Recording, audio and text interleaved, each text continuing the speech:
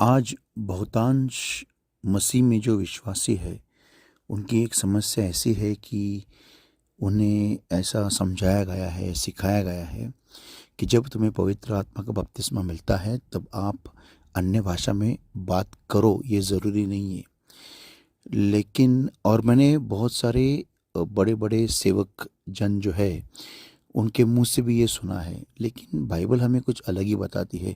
अगर आप प्रेरितों के काम इसका किताब का अध्ययन करोगे, जितने बार भी पवित्र आत्मा का बपतिस्मा किसी को भी मिला है, उन्होंने अन्य भाषा में बात की है। अभी अन्य भाषा ये 2 प्रकार की होती है। ये लोग ये जानते नहीं हैं। बेसिकली वो ठीक से पढ़ते नहीं हैं। बड़े सेवक हो या कोई भी हो, वो देखो, परमेश्वर या पवित्र आत्मा से बढ़कर कोई नहीं है। मैं ये बड़ा सेवक करके जो कह रहा हूँ, ये एक्चुअली गलत है। क्यों? क्योंकि कोई सेवक बड़ा नहीं होता।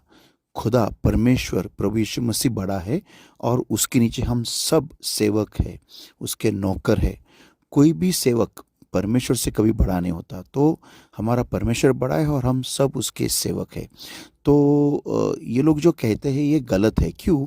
क्योंकि जब पवित्र आत्मा हमें दिया जाता है, तो पवित्र आत्मा के वजह से, जैसे रोमियो किताब में हम पढ़ते हैं, रोमियो की किताब में इसके 8वें अध्याय में जब हम पढ़ते हैं, और शायद 15 वचन है वो, कि हमें उसको कहते हैं, इंग्लिश में मैं कहता हूँ, we are not given the spirit of bondage again to fear, but we have been adopted as children of God. We have been, हमें पवित्र आत्मा के वजह से हम यीशु मसीह के राज्य में या फैमिली में हम अडॉप्ट किए गए, हम गोद लिए गए हैं। तो मैं उस वचन को पढ़ता हूँ, रोमियो की किताब इसका 8वां अध्याय वचन 15। ये कहता है, for we have not received the spirit of bondage again to fear, but ye have received the spirit of adoption, whereby we cry Abba Father। तो पवित्र आत्मा जब हमें दिया जाता है, तब हम परमेश्वर के साम्राज्य में, हम बच्चे, परमेश्वर के परिवार में हम बच्चे करके पैदा होते हैं। और जब कोई भी बच्चा हमारे घर में जब पैदा होता है, जब वो थोड़ा बड़ा होता है, तब उसे सबसे पहली बात टॉयलेट ट्रेनिंग या फिर पेशाब कैसे करनी है, चलना कैसा है, वो हम नहीं सिखाते। सबसे पहली बात हम उस बच्चे को ये सिखाते हैं, हमारे साथ वार्तालाप करना, माँ बाप के साथ, घर वालों के साथ बोलना। तो जब कोई भी बच्चा परमेश्वर के साम्राज्य में पैदा होता है, तो तुरंत सबसे पहला दान हमें, एक्चुअली पवित्र आत्मा के 9 दान सब मिल जाते हैं। वो सब दान पवित्र आत्मा के हैं, हमें सब 9 के 9 मिल जाते हैं। लेकिन सबसे पहला एक्टिवेट या फिर कार्यरत जो होता है, वो होता है अन्य भाषा में बोलना या फिर दुआ करना।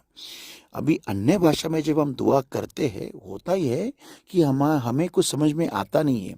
बहुत लोग इसको जिब्रिश करके कहते और कहते हैं कि अन्य भाषा में दुआ मत करो, क्योंकि वो अभी पवित्र आत्मा वो काम नहीं करता, पवित्र आत्मा ऐसा नहीं करता है। लेकिन मैं उनको बताना चाहता हूँ कि खुदा कभी बदलता नहीं है।